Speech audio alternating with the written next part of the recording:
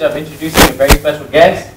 So this person has worked at Salesforce as an onboarding director, Uber as a development vehicle operator, and is currently doing autonomous vehicle training at Cruise Automation. This person is also a professional public speaker and for a company called Speak Performance International. It's a company that he founded himself, and he is also a Europe alumni from the San Francisco side. Without further ado, I would like to introduce Ovidilio.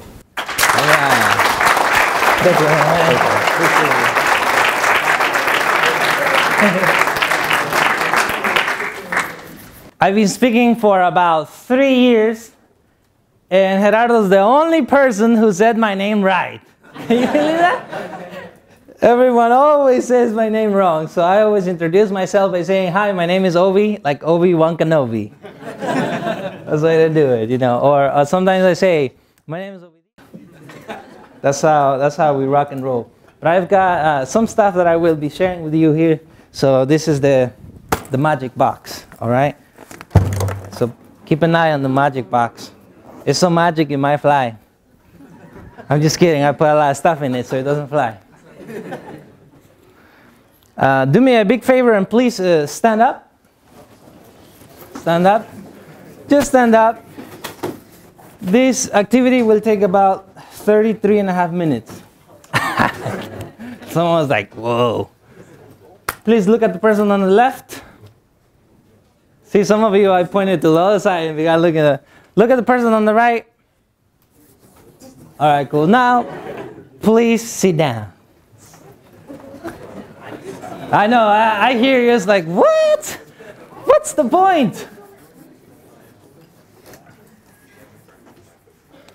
The point of this is this. Did you look at their body language a little bit? Maybe subconsciously? I know some of you said turn left and I said go the other way and you turn right. People will judge you by how you stand without you even saying a word. So make sure when you stand proud.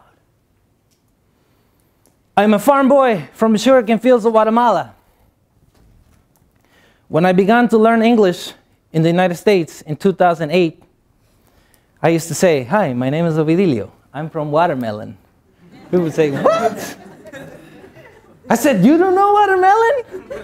It's next to Mexico." I don't know what country that is, man. And then I learned the importance of enunciation. So it's not watermelon, it's Guatemala. Now I know. I was born in a very, very, very poor village. We were so poor that we could only afford one pair of shoes for the entire year. How many pairs? One. And we would have to make sure they were steel-toe shoes so they would last the whole year. To this day in my village, Aldea El Chontel de la Gomera Escuintla de Guatemala, there is no running water. To this day. We had electricity until the year 2000. That's when the first time we had electricity in my house. We would use car batteries to power up our black and white TV, those boxes, and then when the battery will run out of charge, the screen will just go look slow, small. And then we knew it was time to take the battery to the nearest place so that they could recharge it. And we had to leave it there for about 2 days and then go pick it up. And my mom hated that process. You know why? Because she couldn't watch her novelas. The soap operas. And when the TV was ready to rock and roll, we could not watch our cartoons. Do you know why? Because my mom had to watch her novelas. And if you would watch the TV and discharge the battery, and my mom had to watch the novela, and it had no charge, you would get whooped. With a chancla, you know.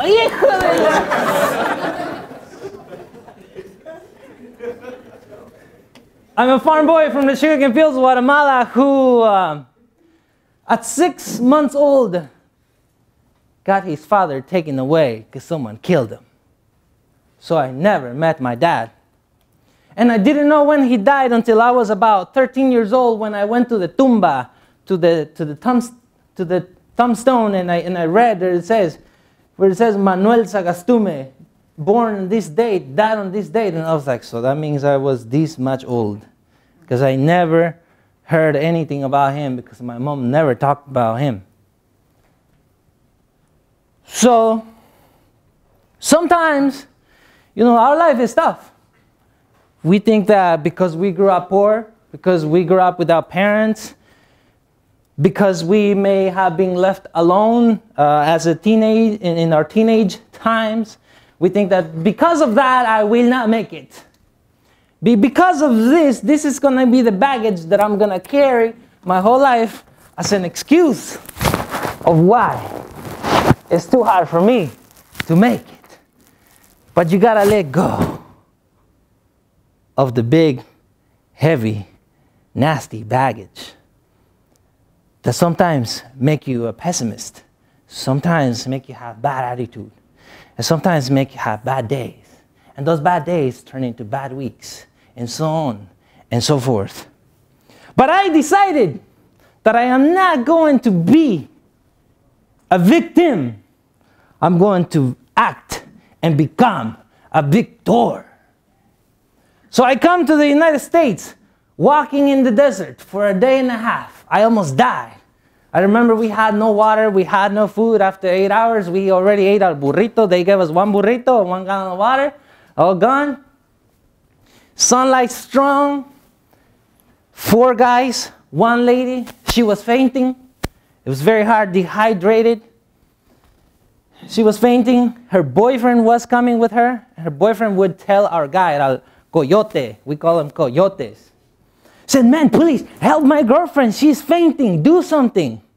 And the coyote, the guide, would turn to him and say, dude, I'm a guide. I'm not a freaking doctor. And here I find thinking to myself as a teenager, will I make it? And all I knew was, I already worked in the sugarcane fields of Guatemala. I already harvested mango, frijoles, corn. I already harvested yuca. I worked in those tough jobs that you work in the third world country. I can make it through this desert. So I made it to the United States of America, the land of opportunity, where I can turn all my adversities into triumphs, where I can tell my story and inspire someone here. In public speaking, they say 30% of your audience wants to get inspired. 30% of your audience wants to get informed. 30% of your audience wants to get entertained. And 10% won't care. Whatever you say. So to those 10%, I say, God loves you, and I'm trying.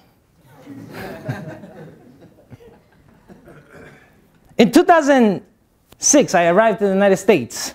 I worked in a warehouse, box after box after box after box, like most immigrants here that have no documents and have to do the hard labor. I became all built up after a while. My nickname was Six Pack. That's right. I still got it. Unlike many parents, my mom did not want me to go to school. She says, you're going to come to the United States, help me work, we're going to build a house in Guatemala, and we're going to go back. And that's the plan. Do you agree, yes or no? I said, let's do it, Mom. But 2 years later, I said, I need to speak English, man. I need to. I'm tired of going to McDonald's trying to order a burger and not being able to say, can I have the one on menu number 3? Because they would say, sorry, I don't speak Spanish. The person who speaks Spanish is taking a break. So I'll be like, oh, I have to wait now, you know. My mom said, you really want to go to school, huh? I said, that's what I've been telling you. You know, like, es lo que le estoy diciendo. She said, no, you won't go. I said, why? She says, if you go to school and they find out that you work in a warehouse with heavy machinery at night, you're going to get me in trouble because you're underage. I said, but I need to speak English, Mom. One day she went to the doctor, had an appointment. No one there spoke Spanish. That was my lucky day. And I said, Mom, this is why I need to learn English. She said, okay, tomorrow we're going. I said, not tomorrow, today. So we went the same day. They said, what do you need to get? I said, I need to get vaccines. Boom, 7 here and like another 14 here. I was like, hijo de la China.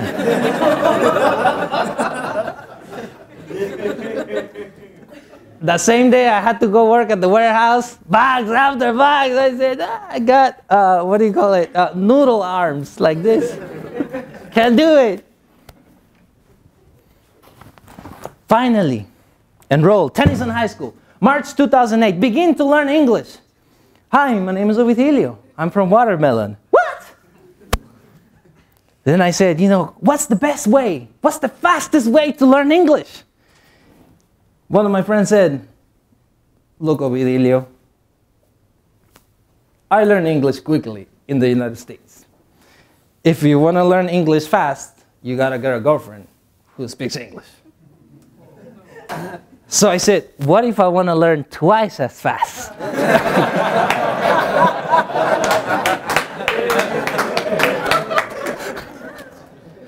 Some of you are like, I got it. He says, yep, you have to stop watching Univision. Because, you know, everything is in Spanish in Univision. So you have to consume everything in English, he said. Music, TV, books. Get together with friends who only speak English. Because you become the average of your 5 closest friends. That's research-based. You earn the average of your 5 closest friends. When I found that out, I said, I'm going to get 2 girlfriends then. When I found that out, I said, I'm going to switch my habits. Began to learn English, and I was able to say things, and I was able to speak things. I was able to say, hi, my name is Ovidilio. I'm from Guatemala. You know, I would like to get a job. Where do I get an application to get a job? They said, sorry, you don't have a social security number. You're undocumented. You're illegal. I said, okay, then I'm going to construction. Let's do this. Work in construction for a little while. I hated that job. I hated it. I've done tough jobs, but I hated that one. That was not for me. I kept looking for an opportunity. 2014, I get my DACA, Deferred Action for Early Childhood Arrivals. Allows you to get work permit so you can legally work and travel within the U.S., but you cannot travel outside, otherwise you're not let back in, unless you have a special permission from immigration. So my mom gets sick in 2015, very, very sick. And I said, when my grandma got sick in 2009, she passed away 2 months later. I gotta go see my mom. I asked immigration permission, I need to go see my mom, she's sick. Immigration says, granted permission to travel out, not guaranteed to be allowed back in. I said, I'm taking the risk. Sometimes you gotta take the risk.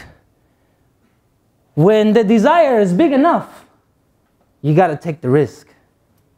When the dream is big enough, you gotta take the risk. You gotta let go of some things that we're holding on. I remember a guy telling a story about an eagle, strong eagle, flying around the ocean. Above the ocean. The strong eagle flying above the ocean sees the fish, big fish, and says, I'm gonna catch this fish. Catches the fish, puts on the claws, and you know when the eagle puts on the claws, it never lets go. And the fish is too big. And the eagle is trying to drag it, but the eagle never, ever gives up. So what ends up happening is, the fish is so big, the eagle ends up drowning. So I said, what do I have to let go of so that I can achieve higher things, so that I can do other things? I know some of you may have some friends that may think of you like, man, you dressed up this nice for what? What is this year program all about? What is it that they give you some money every month? Because, you know, every time I would get my check, I was like, I got my check. And then during the internship, I was like, the check is bigger. Check is bigger. And now the check is even bigger. I have here $100. I just printed it. I'm just kidding, all right? If I were to give you this $100 right now, would you take it? If so, say aye. Aye. Yeah, I would take it too. If you can hear my accent, say aye. Aye. I can hear it too. But I want to let you know, and if you have an accent, know this too, that I speak with an accent, but I don't think with an accent. The winning side of this is that a lot of ladies think it's sexy. Take a look at this $100, and I'm gonna crush it. Which one of you still want it? Okay, they will definitely know you're ambitious. That's good, that's good. Take a look at this $100 bill, and I'm gonna throw it to the ground where everyone has been there, and I'm gonna step on it a little bit, and a little bit more, and a little bit more, and a little bit more. And who still wants it? Who would be willing to come pick it up? A lot of people, right? Now, let me ask you this. Why do you still want it? A piece of paper with a few numbers written down, with Mr. Benjamin Franklin there. It still has value, right? Have you noticed that some people, sometimes, and sometimes too often, they have been mistreated. They have been thrown to the ground morally, mentally, verbally. They have been destroyed by those very people who sometimes they love the most. And they think they lost their what? Their value. So we have to realize that even though we've been thrown down, put down to the ground, verbally, hopefully not physically, unless you do lucha libre. We have to realize that we still have value. And that if you look at your scars, hopefully not physically, that you're a survivor, that you're a warrior. You're someone who has made it through the tough times. And there's a quote that says, "Tough times reveal a man to its true character." So you are a person of true character. And think of that value that you have. By the way, I'm going to keep the $100 bill, right? Think of that value that you have and use it as inspiration, as a drive, as the charge to portray your bigger dreams, to work towards the bigger dreams. I remember when my grandma died, I was in my US history class in high school. My phone rang, ring, ring. The teacher was like right in front. I'm like, hello, because I saw the phone number was from Guatemala. I was like, hello. And I was like, mijo, tu abuela. Then she was saying, your grandma. I said, what? She said, she passed away.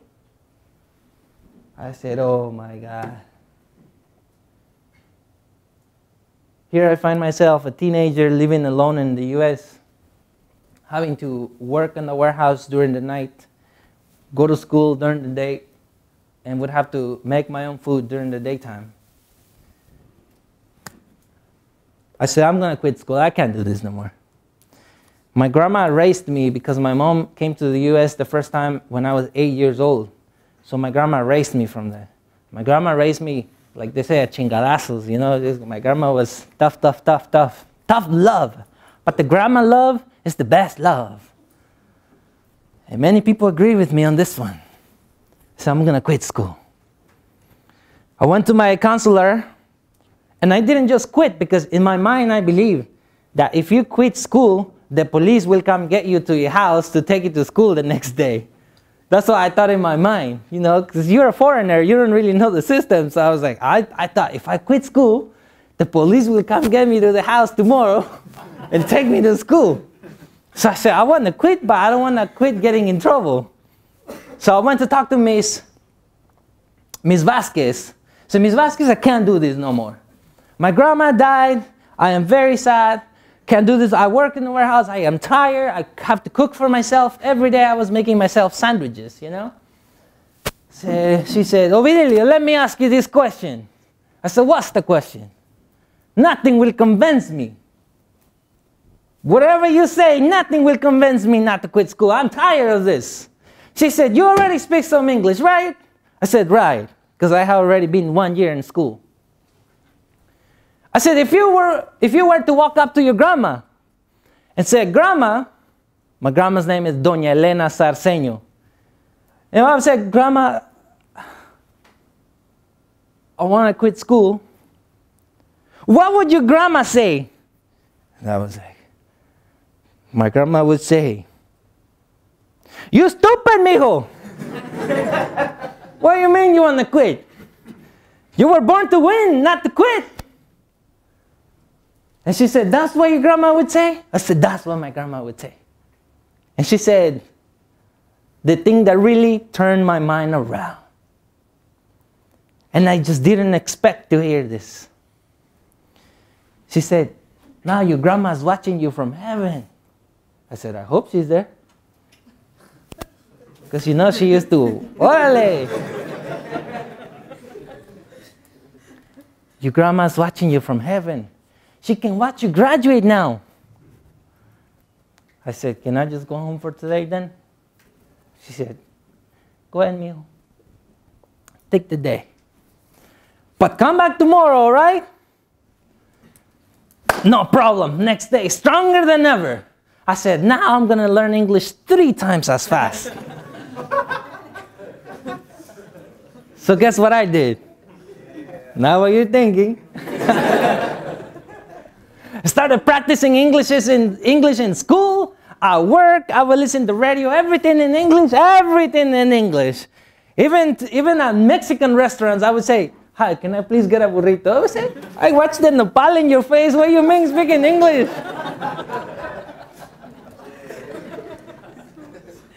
Guys, like you, I was very fortunate to have found out about Year Up.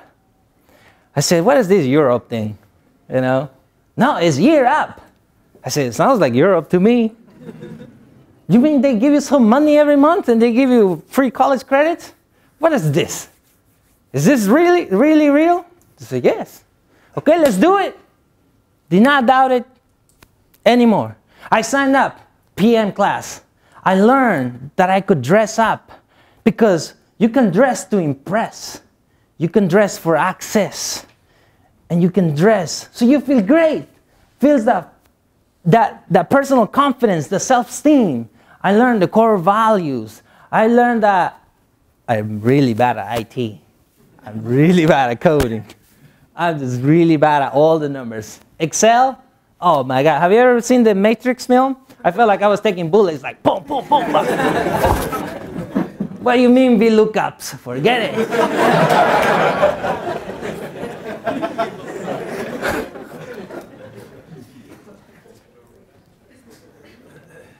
Someone said, Ovidilio, make sure you share what you love. I said, there's one thing I know I love for sure. I said, what is it? I love public speaking. I love it. And I said, I wonder why we don't have Toastmasters here. And I talked to one of the instructors and we started the Toastmasters Club for the first time in the Year Up Bay Area. And then they put me into the PM class because everything else I would fail. I would just totally fail. I knew I would not make it. And they knew it too. That's the bad part. You go through the modules, go through the test, and you partner up with your buddies. And sometimes there's someone who you don't really talk much, but their strength is your biggest growth area. So you still have to partner up with that person. You have to learn those interpersonal skills and how to make things work out for you. I get the opportunity to go to Salesforce.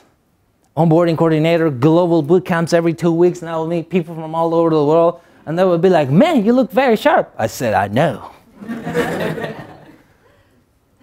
I have worked as a computer technician for Apple, as a robot technician for Tesla. I have worked at Salesforce during my internship. I have worked on self-driving cars for Uber. I hated when I worked at Uber. Not because of my job, but because when I would tell people I work at Uber, guess what they thought I did? That's right. That's right. I was like, I don't even have a car, man. I can't do that one. Now I work on self-driving cars at Cruise Automation, and it's wonderful. Europe transformed my life. And there's so many things that are waiting for you after you graduate that you may not be aware of that are just great. Graduation is a remarkable experience. The mentorship, almost unmatchable. The day of my graduation, my mentor took me out shopping. He spent like $1,000 on buying me clothing. I said, Mitch, I don't need this much, you know? He said, it's okay, we have a credit card. If it's yours, I'm all good. As a farm boy from the sugarcane fields of Guatemala, I thought that because I grew up without a father, I thought that because I grew up in a very, very poor village, I thought that because I came to the US as undocumented, I thought because one day I was driving from work at 3 a.m., so I was coming home, the police pulled me over because I was driving really, really fast. I felt like I was fast and furious. You know, I was driving fast and the police got furious. So he pulled me over and said, young man, can I see your driver's license? And I said, I don't have one, officer, because I was undocumented. He says, I'm going to have to take your car. Here you find myself at 3 a.m. taking out my backpack from the car, taking out my books from the car on the side of the road, and watch my car get hooked on the toad and just watch it get towed away. And I had to go to school the next day at 7 a.m. So I called my friend, hey, Luis, me paró la policía. Huh? Police pulled me over. He said, why are you driving so fast, man? I said, I'm trying to go to sleep.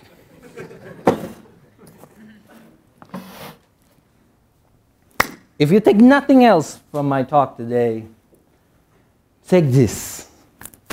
Let me pull out the $100.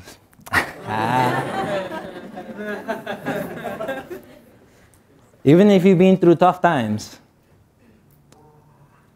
even if you've been thrown down verbally, physically, even if people have done some damage to you, to your self-esteem, to your self-confidence, know that you have the power to make a choice.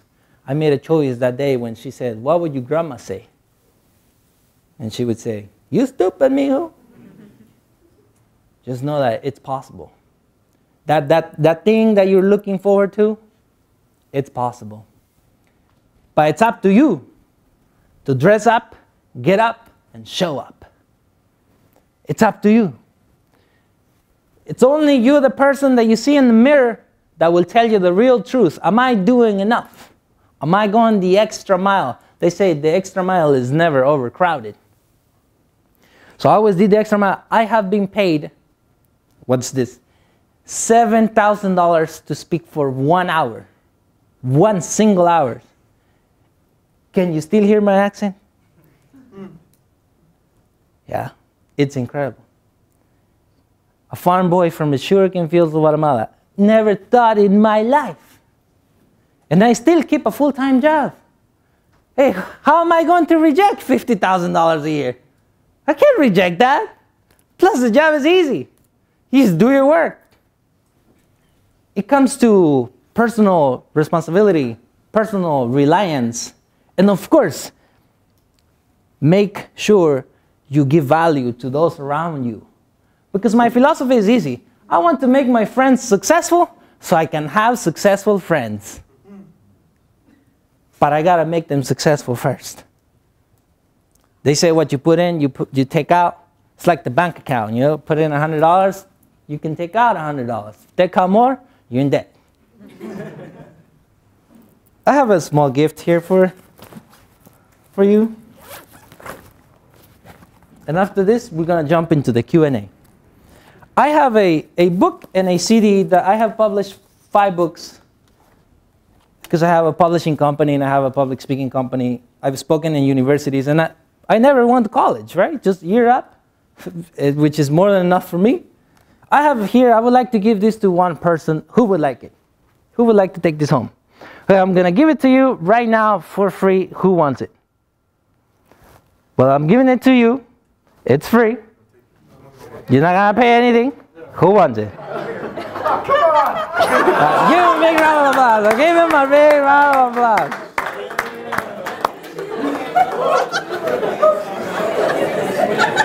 You're the man. Hey, he's good, he's good. Now, one mic. One mic. I know the trick, you see? Please give him a big hand.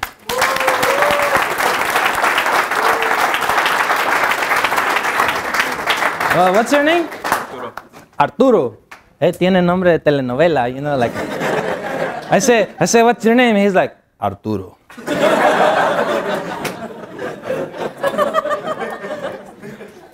I can feel that one. It is up to you. And no matter how bad you want it, nothing will happen. Like Albert Einstein says, nothing happens until you move.